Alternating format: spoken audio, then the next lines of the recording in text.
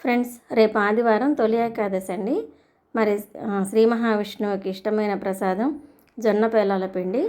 ఇక అది ఎలా చేసుకోవాలనేది చూపిస్తున్నాను. ఒక గ్లాసు జొన్నల్ని తీసుకొని శుభ్రంగా ఇలా కడిగేసేసి నీళ్ళన్నీ ఇందులో వంపేసేయాలి. అలా పైపైన తేలే జొన్నలన్నీ వచ్చేస్తాయి.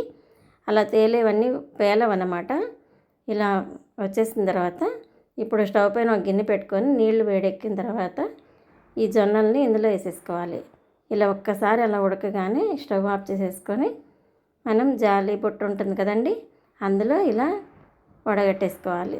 ఇందులో అయినా పర్వాలేదు, స్ట్రైనర్లో అయినా పర్లేదు. వాటర్ రాకుండా ఒక క్లాత్ పైన వేసేసుకొని ఒక 5-6 గంటలు ఆరపెట్టేయాలి చక్కగా.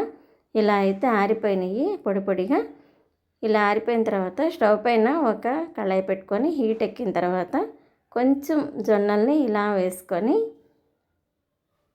కొంచెం వేగనివ్వాలి. గంటితో అలా తిప్పుకుంటూ ఒక 2 నిమిషాలు, 1 నిమిషం వేగితే సరిపోతుందండి. కొంచెం హీట్ అయ్యి అందులోనే కొంచెం లైట్గా సౌండ్ వస్తుంది అనిపించేటప్పుడు మనం ఇలా మూత పెట్టి కొంచెం లైట్గా వరగ్గా పెట్టండి. లేకపోతే అవి పాపయ్యేటప్పుడు అవి చిటచిట అంటూ బయటకు వచ్చేస్తాయి కదా, అందుకోసం అనమాట. ఇలా పాప అయిపోయినాయి చూసారా. ఇలా అవి రెడీ చేసుకొని పక్కన పెట్టుకొని అవి ఆరేలోపు ఏ గ్లాస్ అయితే మనం జొన్నలు తీసుకున్నామో సేమ్ క్వాంటిటీ బెల్లం తీసుకోవాలి. తరిగి పెట్టుకోవాలి బెల్లం అనేది. ఇప్పుడు మిక్సీ జార్లో ఈ వేగిన బెల్లాన్ని మిక్సీ పట్టేసుకుందాం. రెండోసారి మిక్సీ పట్టేటప్పుడు ఇలా మనకు కావాల్సిన యాలకులు వేసేసుకొని బెల్లం కూడా ఇందులోనే వేసేసుకోవాలి.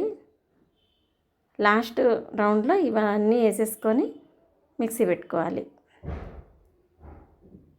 మరీ మెత్తగా పట్టద్దు, కొంచెం కొంచెం పలుగ్గా ఉంచుకోండి, బాగుంటుంది. మరీ మెత్తగా పట్టేస్తే నోటికి చుట్టుకుపోయినట్టు ఉంటుంది. అలా కాకుండా ఇలా అయితే చాలా బాగుంటుంది. మా ఇంట్లో ప్రతి ఏకాదశికి ఇలాగే జొన్న పేలాల పిండి చేసుకుంటాము. చాలా బాగుంటుంది, టేస్టీగా కూడా ఉంటుంది. ఇలా రెడీ చేసుకొని మనం ముందు రోజే స్వామివారికి ఇలా ప్రసాదం రెడీ చేసుకొని పెట్టుకుంటే పొద్దున్నే హడావుడి లేకుండా మనం పూజకి రెడీ అయిపోవచ్చు. ఇలా జొన్న పేలాలు చేసుకొని స్వామివారికి అయితే నివేదన చేసేయచ్చు. చాలా బాగుంటుంది. ఈ జొన్న పేలాల ప్రసాదం ప్రతి ఒక్కరూ తప్పకుండా తినాలండి. ఏకాదశి రోజు ఒంటికి మంచిది, మనకు మంచిది. చూసారా, సీజన్ మారే టైంలో ఇది కంపల్సరీ. Thank you.